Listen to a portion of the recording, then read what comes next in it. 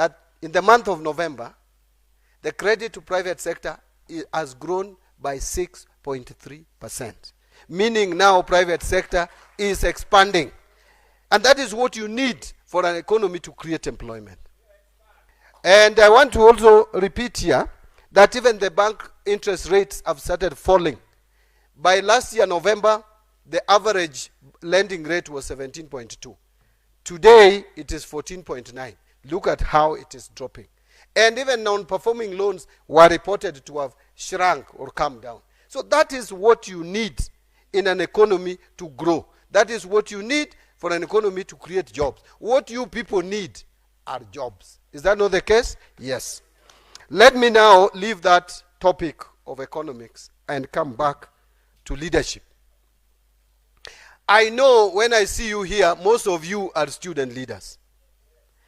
For you to be a student leader, it means you have that inkling, you have that passion to lead. Is that not the case? Leadership is actually a calling, and it starts from a very early age. I started leadership in primary school. That is where I started my leadership. And I remember in class 6, there was no class 8, because I happened to have been the second group of 844. So there was class 7 and class 6. So in class 6, and we had class 7, I was made what today you would call captain, or whatever you call it, president. In our case, we used to call them head boys. So I was the head boy, leading even class 7. Okay? And I was made a head boy. I think the head teacher, I recognized some leadership qualities in me at that early age. And I became a head boy from class 6, class 7, all the way to class 8. Now, with that, I started honing my leadership. Not owning, honing. Now, so what happened? I went to high school. High school, something happened. I want to explain to you that our principal, if you are I'm trying to be humble, yeah, but if you are academically smart, then you could not be made a prefect. That was his stand. He never announced it, but you could see. So for the 4 years I was in school, I was treated like a prefect, but I was never one. And you understand why I was being treated. Actually, I think it was corruption, because the head boy and the deputy, they really gave me all the time. I could not even go and do the manual work. I could decide whether to go for games or read, because when they were stuck, they could come to me and I solved them. In fact, if there was assignment, they would basically come and copy what I've done. So I think that was corruption, isn't it? That was corruption. But what I'm trying to say, that ended. Now, when I came to the university, in my first year in campus, I was made the secretary of student organization of Lower Kabete campus. At our time, we didn't have an umbrella student body. Moi had abolished all umbrella student bodies. No, there was no SONU. We brought it, SONU 92, it was again disbanded. So each campus, those of you who come from the University of Nairobi, each campus, Chiromo, Parklands, Lower Kabete, Upper Kabete, Kikuyu campus, main campus, medical school, each campus had student leadership. I was secretary for 1 year, for 2 years. For 2 years, when I got to third year, I became the chairman. And I became chairman for third year and fourth year. Now that is where really I started building my career. And I will tell you, when I was still in campus, around 1992 to 1996, I had already decided that 2007 I was going to run for parliamentary seat. That would surprise you, isn't it? But that is the truth. And I came out of campus. I was employed by the same university. Another time, if we get opportunity, I'll explain to you how I got myself there.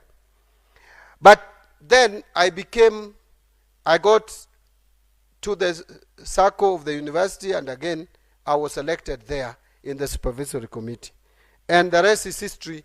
I then went and ran for Gwasi parliamentary seat, which is now Suba South. All this time, I was preparing myself to get into politics, because politics has been in my DNA.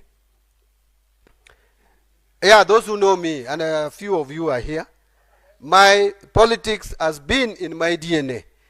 Hata hii kazi ninafanya inanisuffocate. So, but I want to tell you something. If you want to succeed in politics, there are a few things that you must do. There is a character that you must start building. One of them is that you must have some diligence. Diligence. There must be sincerity. And there must be teamwork. But above all, you must be resilient. And I will explain two or so of them. Resilience and patience. Now, let me explain patience with two examples.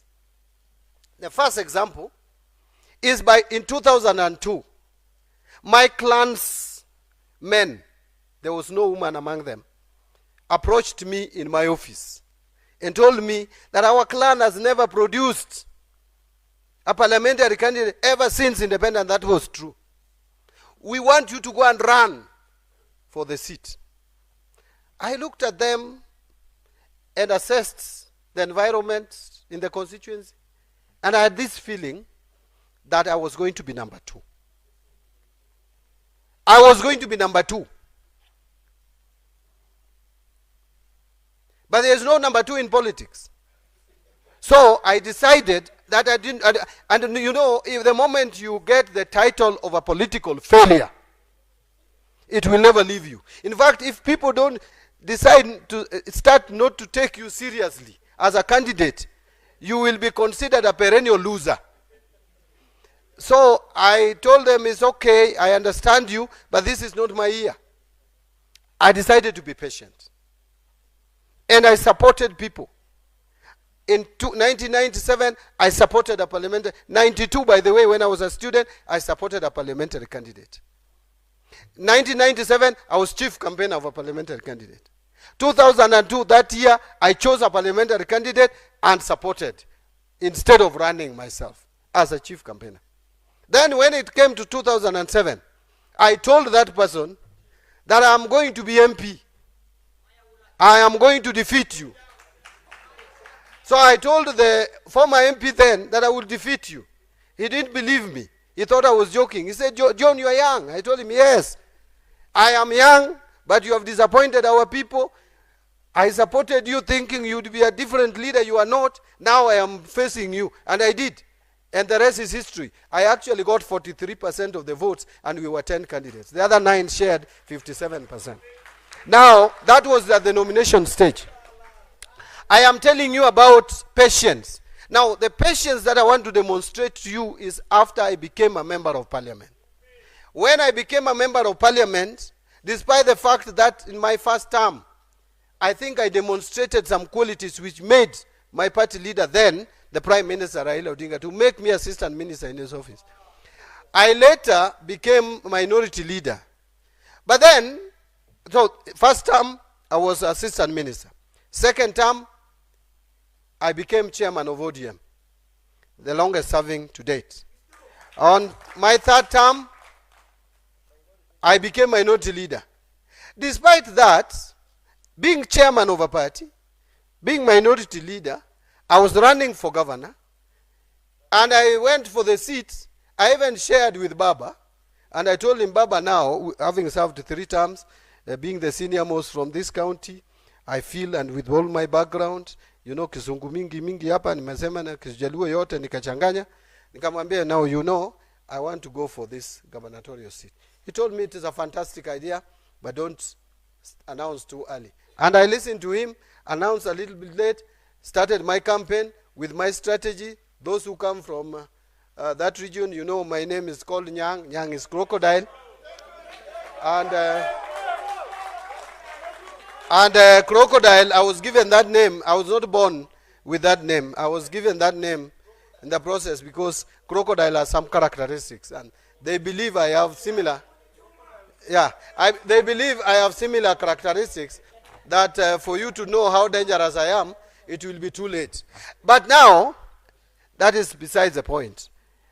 I was asked, after spending so much, and when I was in the trajectory, I thought I was winning. And I believe up to date that I would have won that nomination.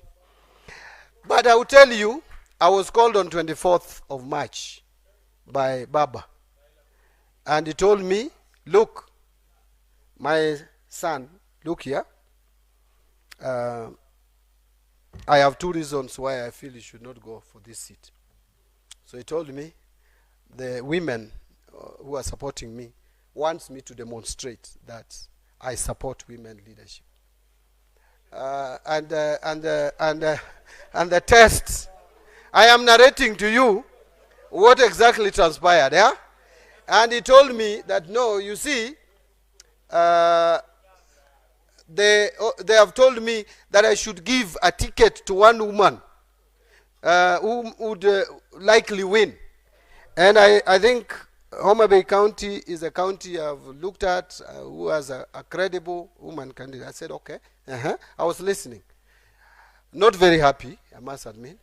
Then he told me again, now look, all my senior politicians, Orengo, Nyongo, are in the village. I'm going to form a government. Who is going to be in my cabinet? So I told him, Baba, I don't like this suggestion, but because I respect you, I will buy it. So I decided to be patient. Some of us, I'll tell you, would have decided to run anyway. Yeah? Because I had a lot of pressure. When people heard that I'm stepping down, the kind of pressure I had from my supporters was enormous. If you are not someone who is patient, you would give in.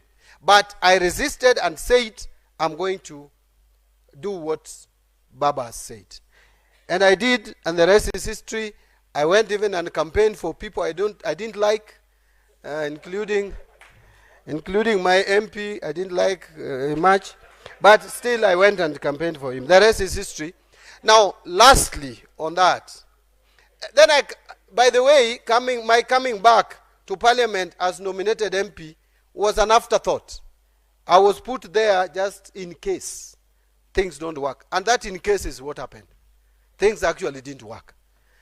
And I think God had prepared me to be in Parliament briefly again for 2 years. So I came back to Parliament, and I was minority leader, so I thought it was automatic that I would just become minority leader again. Because my party leader was telling me how I did fantastic job. President Uhuru praised me even in Kasarani, how I was a very good minority leader. In fact, I was like majority leader because the majority leader, Kemunya, didn't even know names of MPs. I'm the one who used to whip MPs around. So I come back, then I hear someone else has been given minority leader. Of course, I got very angry, sat with Baba. He again explained to me that now you see these people are saying you are nominated, you can't lead. Then I told him, fine, after all, you have given me at least something, I have a job. You have nothing now. I should not put pressure on you. Those were my words to him. But you see, that is why now, finally, when he was sending his people to work with the president, he thought of me. If I did not exercise that kind of patience, I would probably not be standing before you. So I would only beseech you, if you want to go far in leadership, be very strategic. Please don't rush and make decisions with emotions. Make sure you think. Even when you are annoyed, breathe in 3 times. Go back home. Don't respond. Just go back home, sleep over it. Then you will go far in leadership. Leadership requires a lot of patience. Leadership requires also honesty. And I was ruthlessly honest with my leader most of the time. And I was never honest with him in public. You can't be honest with your boss in public. Ni kama you are shaming him. You look for a private opportunity. Tell him, I want to talk to you. And then you go in and talk and say what you want to say. So I know many of you want to be leaders. I want to just beseech you that if you want to be a leader, first be committed. I won my first election when I was considered the most poor of all the 10 candidates. I say considered because I was doubting. There were 2 people I thought I had more money than them. But you see, since I was branded poor, I decided to take advantage of that. And I exploited it to the full. I was telling people, me, I have no resources, but I have the brain. And I have the heart to serve you. So don't be lied to. I know times have changed, and nowadays people have monetarized and commercialized politics. But if you want a seat, don't be discouraged. That is, it's only the wealthy people who can get those seats. If you communicate, our people are very informed, by the way, including those who have not gone to school. And they know how to make decisions. If you have something, please communicate it. And by the way, don't wait until when you want to run is when you start engaging with the community. Engaging with the community does not mean that you'll always be giving them money. Just look for those initiatives where the community is involved. Get in, and people will appreciate you. They will see leadership in you very early. Very, very early. So I want to tell you, you have the potential of leading, including in leading this country. But no one will come to you at home and tell you to go and become a leader. It is you to decide. It is you to decide. That is why when I listened, juzi, last weekend, nilisikia one politician saying, Eti, why are people moving around asking to be CG kingpin of this region? I don't know what that kingpin means, after all. But then he's saying, we have Dr. Buru here, and we have so and so, so and so. You see, Dr. Buru is our political leader in ODM, party leader. But that does not kill our ambitions. It doesn't kill our ambitions. We respect him as a party leader, but we are also there, isn't it? And no one will come to my house to tell me to go and run for president. It is me to decide. If I'm going to run in 2032, it is I to say I want to run in 2032, and these are my policies, and this is what I want to do for Kenya. So if someone else is not interested in offering himself or herself for any political seat, wacha kae nyumbani, sisi, we know we have what it takes to lead our people. We have what it takes. I don't want to go beyond that. I think I've communicated. So, ladies and gentlemen, so that we can save on time, could you allow me to end there so that I could allow some of you to